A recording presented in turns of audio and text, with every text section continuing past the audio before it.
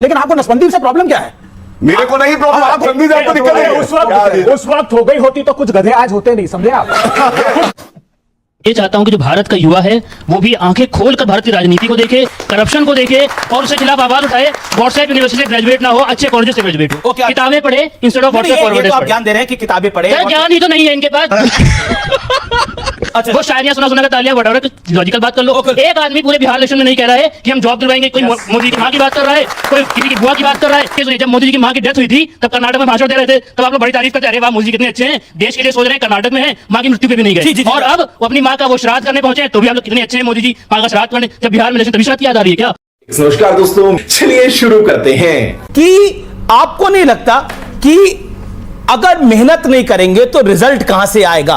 यानी जनता तो वही 240 अगर बीजेपी की आई तो बीजेपी ने उसके बाद मेहनत करी, फिर भी आप ये बात कह रहे हैं कि वोट चोरी हो रही है, वोट चोरी हो रही है और मेहनत करते नहीं है। ये एक प्रश्न आया है और वो खुद कह रहे हैं कि अगर होते तो अच्छा होता। आपका नाम क्या है व्हाइट शर्ट में? पीयूष। पीयूष, आप 4 दिन के लिए अगर यात्रा पर गए कहीं और घर में आपके चोरी हो गई, डाका हो गया, तो अमीश देवगन जी कहेंगे पीयूष 4 दिन के लिए बाहर क्यों गया, तेरी जिम्मेदारी है, तेरे को बिहाइंड दी बार्स कर देना चाहिए। अरे चोर को पकड़िए ना साहब। राहुल गांधी यही तो कह रहे हैं। जब पहली बार हम चुनाव आयुक्त से मिलने गए, सारे दल 11 दल इकट्ठे होकर क्या कहा आप जानते हैं? जब एसआईआर की प्रक्रिया प्रारंभ नहीं हुई थी, जब चुनाव आयुक्त ने कहा कि 20% तो वोट कटेंगे ही कटेंगे, इनको चिंता क्यों नहीं हुई? इनको चिंता नहीं सताती थी क्योंकि इनकी 60 गांठ थी। उसके बाद क्या हुआ? एक के बाद एक सुप्रीम कोर्ट ने 3 बार कहा इलेक्शन कमीशन को कि आप आधार को जो 11 डॉक्यूमेंट है उसके अलावा दस्तावेज मानिए। इन्होंने बीएलओ को नोटिस इशू कर दिए कि तुम्हारे खिलाफ एक्शन होगा अगर आधार को कंसीडर कर लिया। क्यों कर लिया? क्या दाल में काला था? 65 लाख वोट कटे, इनको चिंता नहीं हुई। ये चुनाव आयोग के समर्थन में खड़े हो गए। ये दाल में काला नहीं, पूरी दाल काली है।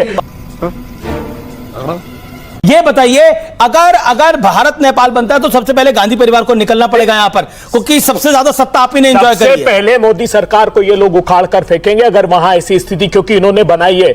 अरे बाप रे, ये तो धोती खोल रहा है।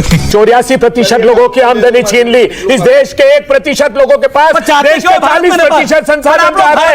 इस देश के किसान की आमदनी 27 रुपए रह गई। आप ये देखिए, डिग्रियां बेची जा रही है बिहार में प्रवेश और भर्ती परीक्षा की बोलियां लगाई जा रही। स्ट्रिंग ऑपरेशन हुआ, नीट का पेपर 80 लाख रुपए में, नीट यूजी का पेपर 40 लाख रुपए में। मुझे क्रेडिट नहीं चाहिए। निशिकांत दुबे साहब यहां बैठ करके नारे लगा रहे हैं, नेपाल में जो हुआ भारत में हो जाएगा साहब, भागना पड़ेगा, राहुल भागेंगे और साहब शिवसेना वाले भागेंगे। परिवारवादी आपकी पार्टी में नहीं है क्या? निशिकांत दुबे जी को नहीं मालूम? कितने गिनाऊं? कितने गिनाऊं? मैं बताता। अनुराग ठाकुर किसके बेटे हैं?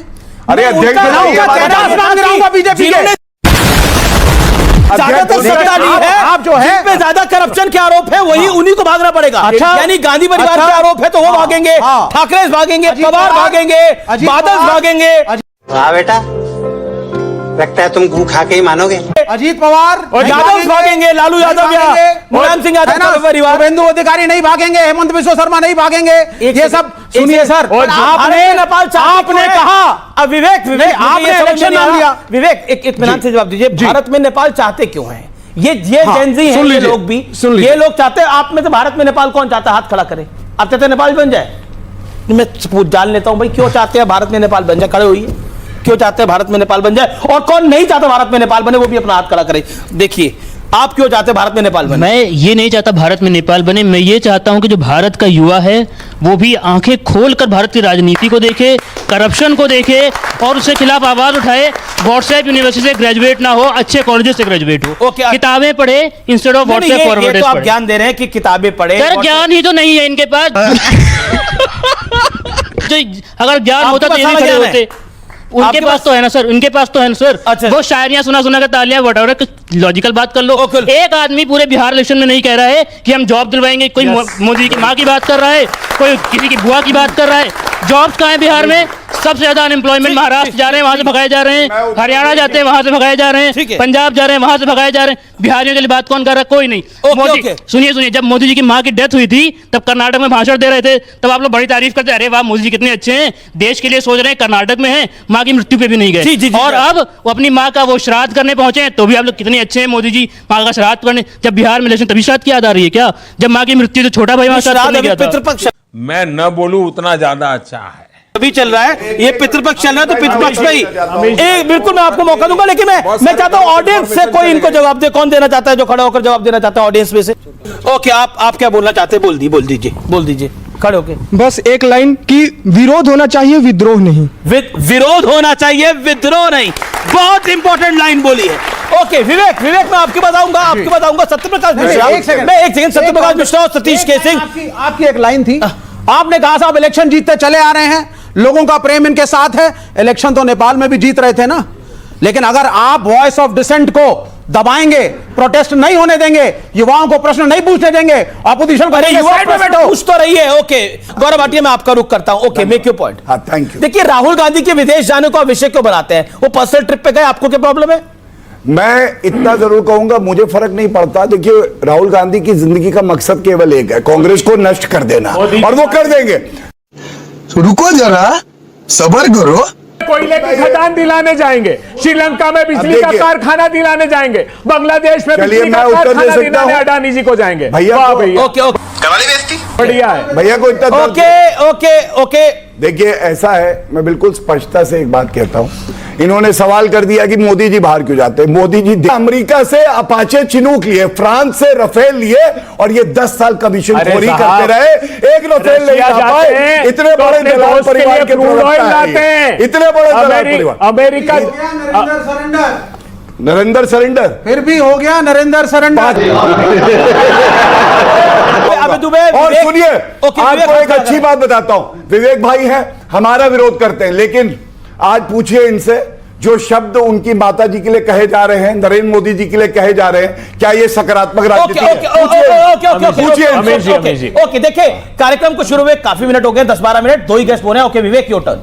देखिए, आपने बड़ा अच्छा बोला कि मिसेस सोनिया गांधी के खिलाफ अगर कोई अपशब्द कहेगा, आप निंदा करेंगे, आप लड़ेंगे। निंदा नहीं, लड़ेंगे। मोदी जी लड़ेंगे। ये इस बात का मैं स्वागत करता हूं। धन्यवाद। कुछ शब्द पहले बोले गए, मोदी जी वाले पे मैं आपका उत्तर जाता हूं। बिल्कुल।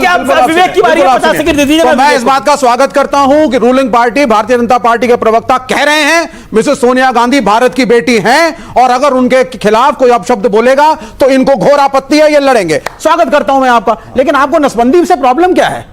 मेरे को नहीं प्रॉब्लम, आपको नसबंदी से। आप एक बात है, विवेक भाई घर से निकले, अब देखिए, बच्चा लेके सब्जी लाएंगे और इनकी पकड़ के नसबंदी करा दे तो मुझे दिक्कत होगी ना? नहीं, क्यों नहीं होगी? अपनी मर्जी से करा दे। हम आप सुनिए, नसबंदी से आपको दिक्कत नहीं है।